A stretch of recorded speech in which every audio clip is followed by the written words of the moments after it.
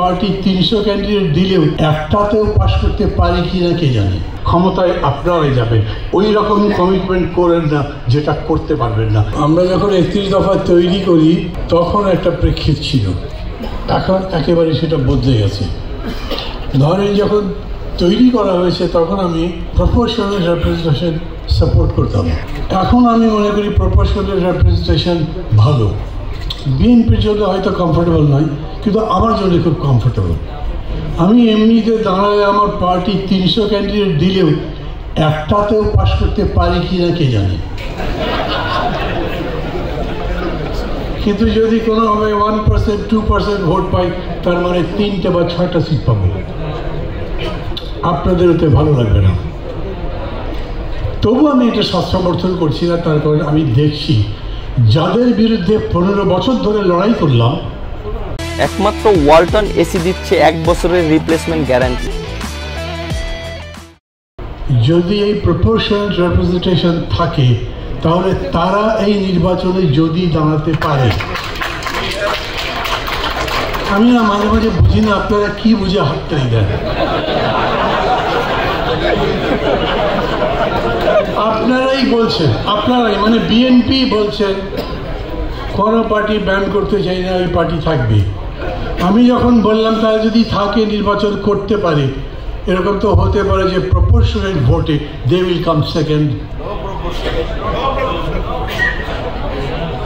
এই জন্যই আমি বলছি সংস্কার এরকম একটা বিষয়, এটার তো শুরুও নাই শেষও নাই, সর্বসময় সংস্কার চলবে। একটা যে কোনো বিষয় বা বস্তুর উপরে কাজ করবার জন্যে সংস্কার সবসময় কার্যকরী হয়। মাঝে মাঝে যখন দেখি যে কেউ কেউ বলে সংস্কার শেষ করে তারপরে ভোট, তখন আমার মনে হয় জিজ্ঞেস করি ভাই শেষটা কোথায় করবেন, এটার শেষ কই, কি হলে শেষ? আপনি একটা রিলেটিভ এজেন্ডা বলতে পারেন, আপত্তিভাবে এই সময়ের জন্য সংস্কার এতদূর আমার দরকার। আমি লড়াই করেছি 15 বছর, কারণ আমার ভোট চলে গেছে, কারণ আমার গণতন্ত্র নাই, আমার বাঁচার অধিকার নেই। আমি যদি ওই দেশ ফিরে পেতে চাই, যেরকম এই রক্তের মধ্যে দিয়ে স্লোগান উঠল নতুন বাংলাদেশ চাই, নতুন বাংলাদেশ যদি চান তাহলে দেশে গণতন্ত্র লাগবে, সেজন্য ভোট লাগবে, এমন একটা ভোট যেটা সবাই গ্রহণ করতে পারে। সেই রকম একটা ভোট করবার জন্য ন্যূনতম একটা গণতান্ত্রিক পরিবেশ লাগবে। আমরা যেমন বলি লেভেল প্লেইং ফিল্ড, সেই ফিল্ড তৈরি করবার জন্যে পুলিশ ঠিক করতে হবে, সিভিল বিউরোক্রেসি ঠিক করতে হবে, ইলেকশন কমিশন ঠিক করতে হবে। আমি বলি এটা মিনিমাম। আপনি এনএইচএস যদি নাও করেন, হেলথ পলিসি না দেন, এডুকেশন পলিসি না দেন, ডেভেলপমেন্ট প্রোগ্রাম না বলেন, তাতে কিন্তু আপাতত কিছু যাচ্ছে আসছে না। আপনার ভোট দরকার, এইটা হলো ইমিডিয়েট প্রেফারেন্স।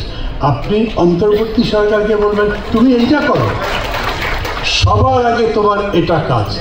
এই জন্যই বিএনপি যখন বলে যে নির্বাচনের রোড ম্যাপ চাই, অনেকে বোঝে আবার বোঝে না, সমর্থন করে আবার করে। যে প্রথম ভোট কী বলে, এই সরকার যেতে না যেতেই বলেছে 3 মাসের মধ্যে ভোট দেন।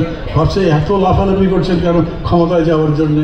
3 মাসের জায়গায় 6 মাস বলেছেন, তখনও বলেছে, তবু তো ছাড়ে না। তারপরে গিয়ে বলেছে যুক্তি। আর আমি বলছি যদি ওই রকম করে বলতে পারতেন তোমার কাজ হচ্ছে ভোটটা করা, এই ভোটের জন্য এই করতে কতদিন লাগবে তোমার, সরকার বলবে তার কতদিন দরকার। একটা রোড ম্যাপ যখন বিএনপি চায় তখন খুবই যৌক্তিক কথা বলে।